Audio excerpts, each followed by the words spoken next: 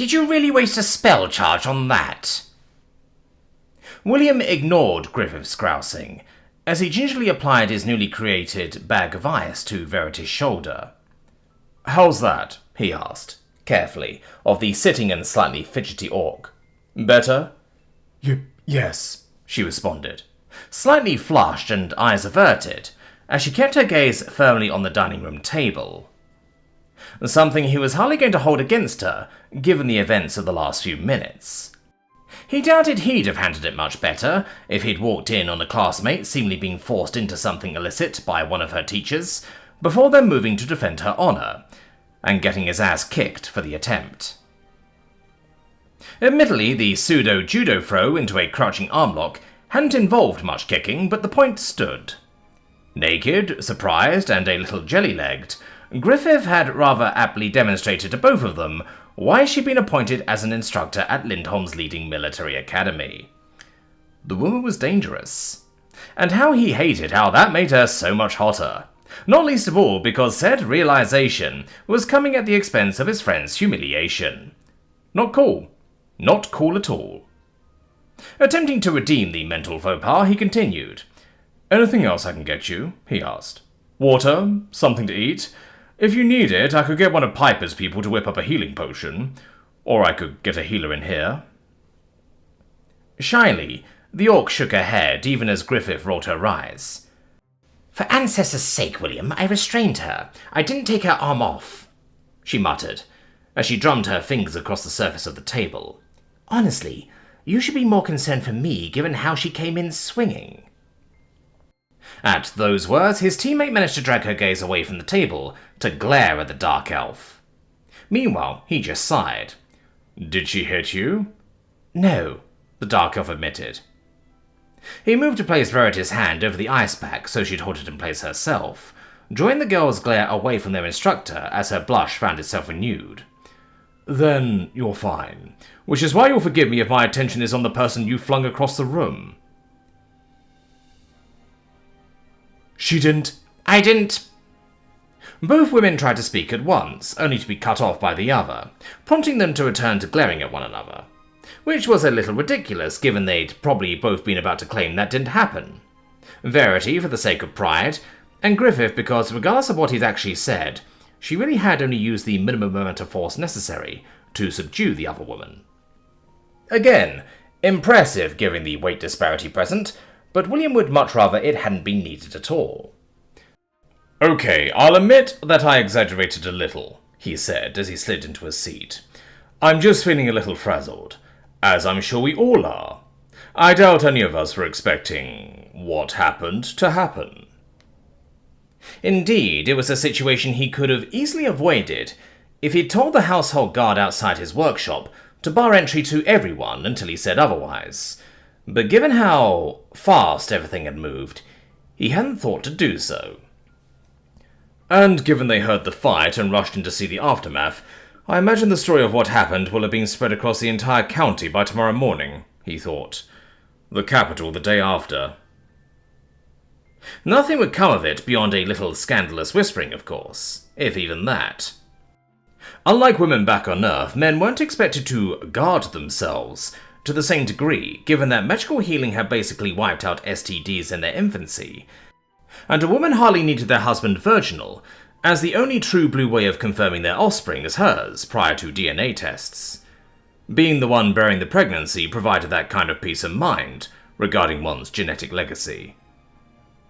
The only real scandal to be mentioned was the fact that Griffith was his instructor, but given said affair had taken place off academy grounds, the most that would come of that was a few extra eyes on their interactions within the academy, to ensure no favoritism was going on. Or the thin veneer as such, given that the mere notion of impartiality amongst the teaching staff was a joke at best. Nobles would be nobles no matter the setting. Never mind the fact that many of the house instructors were quite literally teaching heirs, who would likely become their future liege ladies and were the children of their current liege ladies. Assuming it's made clear that all this was consensual, he thought, which is going to open up a whole different kettle of eels. Owner of his own lands, young, attractive, and with a reputation for looseness, Yeah, it'd be open season on him back at the academy, and while he was returning there as much to build connections as develop a more in-depth understanding of how shard combat differed from plane combat, the fact of the matter was that this would make it a lot harder for him to differentiate genuine expressions of interest in his ideas from feigned expressions of interest intended to get into his pants. Admittedly, the latter was always going to be a problem, but now it was exacerbated. All because I'm hopeless to resist a hot older woman who knows what she wants, he thought, as he resisted the urge to shove his face into his hands. You're frazzled, Verity said. I walked in on her, with her juices all over you. Griffith audibly coughed, as her own face reddened. That's none of your business. Did no one ever teach you to knock before walking into a room? I guess not, Verity sniffed. A failing on their part to be sure. I guess my instructors were just too focused on other things. Ooh. Even as he wanted to slam his face into the table, William was actually quietly impressed by that. Verity was usually such a cinnamon roll. He hadn't actually known she had that kind of vitriol in her. Then again, she did powder a girl's jaw for talking bad about her family, so I can't help but wonder if that's just willful blindness on my part, he thought. Ignorant of his internal musings, the two women continued yelling at each other. You're out of line, cadet! We're not in the academy right now, which means you're not my instructor right now, ma'am, Verity glared. Which is why I imagine you thought you could get away with putting your hands all over... Sighing, William raised his hand to cut Verity off before Griffith could launch a searing comeback. No, we're not. With that said, Griffith is still a countess, Verity, while you're a Marine Knight. A nominal Marine Knight at that, given we're still cadets. She still outranks you socially, so please show her the due respect. He winced a little at the look of betrayal that flashed across his teammate's face, even as a smugness normally unbecoming of her flashed across Griffith's. Smugness he was quick to puncture. And Griffith, I know it's not an ideal set of circumstances, but you're an instructor and a grown woman besides. I don't blame you for taking Verity down as you did. Indeed, I'm happy you were able to do so with such swiftness, but can you maybe bring yourself around to understanding why she did what she did, given what she walked in on? Griffith sniffed disdainfully.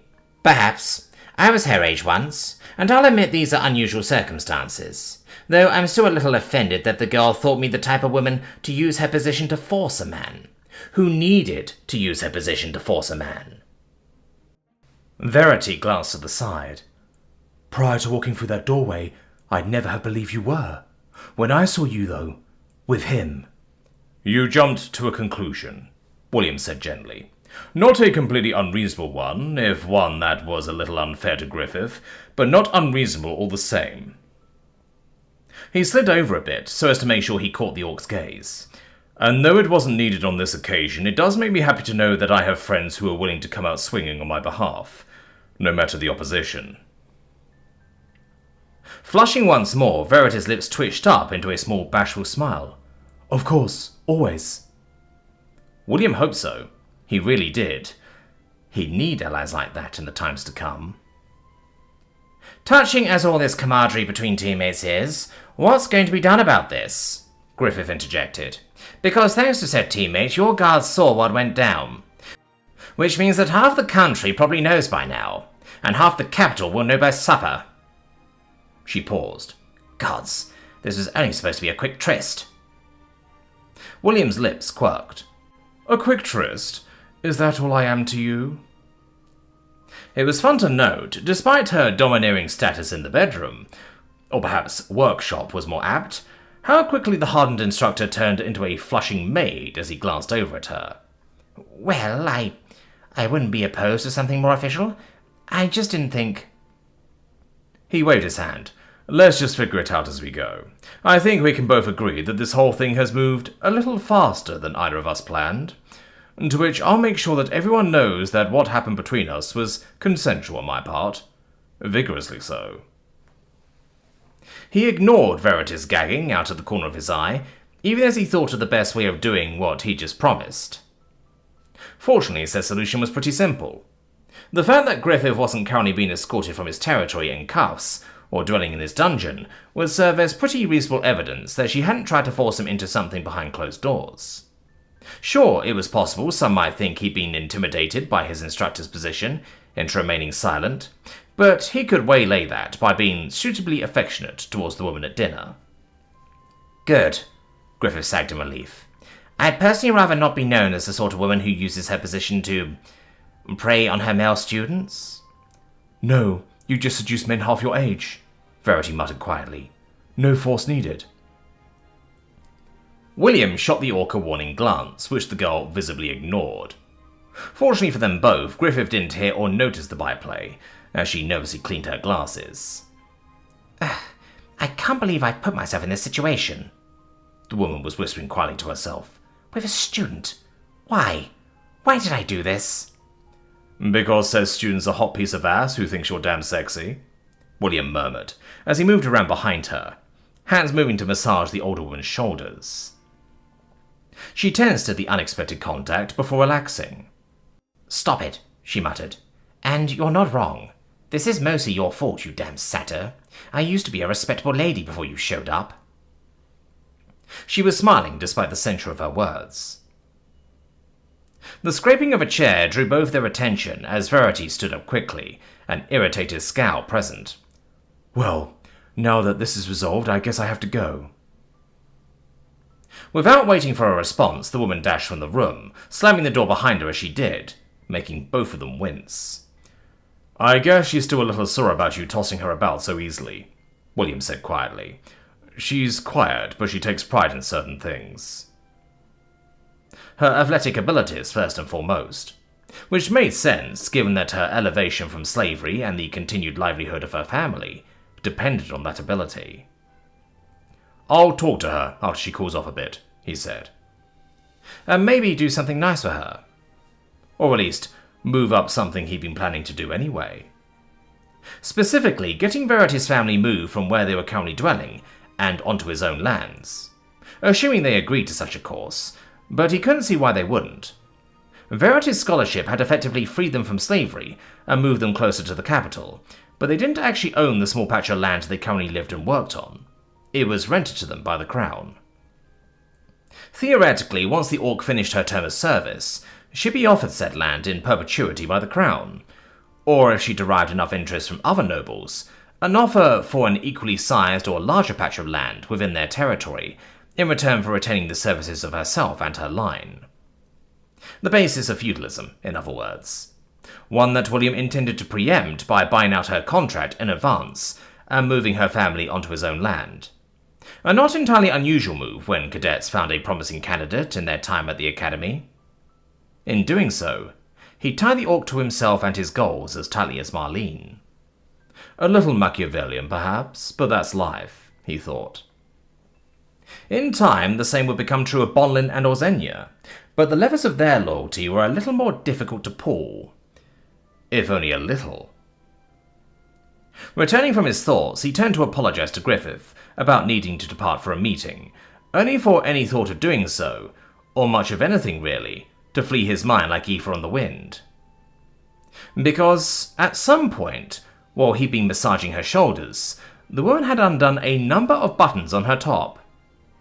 Well, if you don't mind forgetting her for a moment, Griffith all but purred as she gazed up at him, as smug as the cat that caught the canary. As I recall, we were interrupted before I could make good on my earlier promise. She stood up, warm breath tickling his neck, the scent of her hair filling his senses as she whispered into his ear. Something about draining you dry? He swallowed. Yes, ma'am. The meeting could wait for a few minutes, though he did make sure to pop his head out of the dining room, just long enough to instruct his guards to make sure no one entered for the next hour or two. You okay, William? Bonlin whispered. You seem a little bow-legged. Fine. Just fine, he said. He wasn't. It had been 3 days since Griffith had shown up, and the woman was, in a word, insatiable. He loved it, but their most recent rendezvous was making it a little difficult to stand upright, as he oversaw the latest innovation he'd been working on, in between being dragged away for meetings. Or drainings, as the Dark Elf had come to refer to them as in private. It seemed that she'd come to rather enjoy taking the dominant role between them in the bedroom, finding the act rather cathartic, given the trouble he apparently put her through outside of it. He wasn't about to complain, even if it did make telling her that he really needed to get to work difficult. Fortunately, she'd headed back to the capital a few hours ago, the recipe for black powder firmly in her possession. He smiled a bit at that. Sure, the Queen had wrangled the method for creating explosive powder out of him, but not all powders were created equal. Not even close.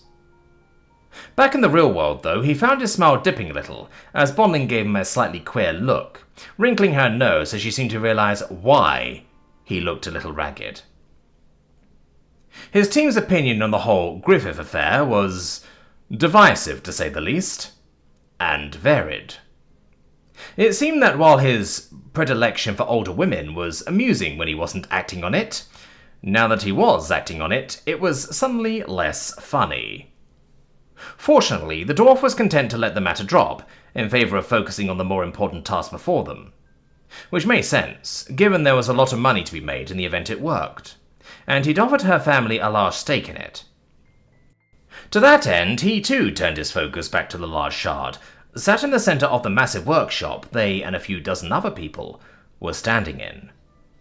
Wings removed, the machine looked a little comical with its ass aimed high up into the air, and its nose facing the floor, as well as its internals open and exposed to the world, including the two rather obtrusive ether repeater cannons that had been rather hastily strapped to the back of the machine, and were thus now aimed at the propellers. He really should have specified that he wanted a front-mounted propeller frame when he made his request to the Queen, but at the time the thought totally slipped his mind. As such, he had received the infinitely more common Drake design. "Verity," he called up to the young woman, who was sitting in the cockpit of the machine, acting as the thing's impromptu ether core. "Feel free to fire it up when ready." The girl nodded seriously, as she pressed her hand to the metal compartment between her legs, where the Shah's actual Shah core would normally be positioned. He heard rather than saw as she started to summon raw ether on the other side of the metal. A low hiss filling the room as the magical gas slowly started to fill the engine of the shard, rapidly pressurizing the system of pipes within. Not unlike a steam engine, the build-up of pressure didn't take long to start moving the turbine connected to the propellers, and quickly making them spin up. Fortunately, the vehicle was tied down, so the force they began to exert did little to nothing beyond fill the enclosed space, with the low roar of the props cutting through the air as they tried to drag a plane that wouldn't move forward. "Always surprises me how quiet it all is," he thought, as he watched the leather hoses that trailed from the machine's wing thrusters to the outside start to inflate. Naturally, not unlike a steam engine, the insides of the shard could only contain so much of the gas that was being produced, and some of it needed to be vented before a valve or pipe burst. Normally that excess would be funneled into either the ballasts to make the craft more buoyant and gain more lift before fading from reality after 2 minutes or so, or it went into the wing thrusters to provide a form of primitive thrust by being blasted out the back, not unlike a rocket engine. Given they didn't want the plane to start attempting to float, the valves to the ballasts were firmly closed. Likewise, given that they were in an enclosed space, the thought of blasting it full of ether from the thrusters was not appealing either. To that end, the leather hoses he was currently watching inflate were intended to vent the excess ether outside. "Figure that's a good speed?" he asked, and turned to the nearby foreman, a burly orcish blacksmith. "Aye," the woman said. "For this, at least." He nodded. That was fine by him. "All right, everyone behind the safety glass." Ignoring the quiet grumbling of those nearby, William joined the many alchemists and blacksmiths present for the experiment behind the very expensive magically reinforced glass that had been borrowed from the Alchemists Guild for this test. Hence why a few of them were lingering around for an experiment that wasn't really relevant to their area of expertise. Yet, at least, he thought, as he tugged Bonlin a little further behind cover, ignorant of the dwarf's pout. "All right," he called out. "Make sure to duck too, Verity, and then you can fire when ready." He'd struggled to be heard over a regular engine, but given the quiet nature of shardcraft, he easily heard the guards responding, "Aye," as she leaned back down in her seat, for her own protection, as she slowly squeezed the trigger to her right. This time, the sound was a lot louder, and was accompanied by a little ether, as suddenly a lot of the pressure that had been going to the propeller's turbine was redirected to the guns. In a manner not dissimilar from a paintball or air rifle, a few dozen projectiles were launched from the guns with accompanying puffs of blue-green ether, the pressurized gas propelling the rounds through the air and into the sandbags that had been piled against the back wall, where they barely penetrated, which made sense given they were little more than whittled-down wooden dowels. That being one of the advantages of a pneumatic weapon system, one could fire just about anything they cared to, so long as it fit down the barrel and into the magazine. Which was advantageous when testing a weapon system that would under normal circumstances shred the propellers they were attempting to fire through. As it stood, if the wooden dowels had hit the props, all they'd have achieved was a few dents and scratches before bursting into wood chippings instead of shredding the props themselves. Fortunately, neither of those things happened. "Well, fuck me," a voice breathed behind him, likely belonging to the orcish forewoman he'd been speaking to earlier. "He actually did it." William resisted the urge to roll his eyes. The synchronization, or interrupter, gear was World War I tech. Little more than a piston tied to the propeller, the device functioned exactly as it was named, by interrupting or synchronizing the flow of rounds from the front-mounted guns to match the spinning of the propeller. By doing so, even when the pilot held down the trigger, the guns were literally incapable of firing in the moments when the propeller blade was in front of them. Now, admittedly he had to make a few small adjustments for a pneumatic firing system, but the same basic logic remained. It actually offended him that no one had figured it out sooner, even if front-mounted props were devilishly rare in this world. "It's actually a fairly simple upgrade," he said, turning to the woman. "I'm sure you or someone like you would have figured it out eventually, if you had more experience with front-mounted props." At his words, the woman frowned a little before saying quietly, "Zealous Shard is a front mount. Extra Navy, sir, ma'am." Wincing at the food he just shoved into his mouth, though he did have to try not to laugh at the woman's mangling of vernacular, he kept his tone commiserating as he moved to an easier topic. "Ma'am is only for women and usually for dames, which is what Zella is as a knight. And were I just a knight, you'd say sir." He smiled, to show he wasn't offended. "I'm a count though, so Count William or just my lord is also fine." Flushing a little, the woman nodded quickly. "Of course, my lord." He nodded, even as Verity fired off another burst, with every round miraculously missing the propellers. He'd admit there was a certain temptation to do away with his title, especially after years of being called Master William by maids, but he decided against it. He was already railing against enough institutions after all, no point in adding another by changing how people were supposed to address as well. One or two issues with how things were done could be seen as reasonable by the world at large. Rebelling against everything that comprised society would be seen less as a person having an issue with society, and more as that person having issues.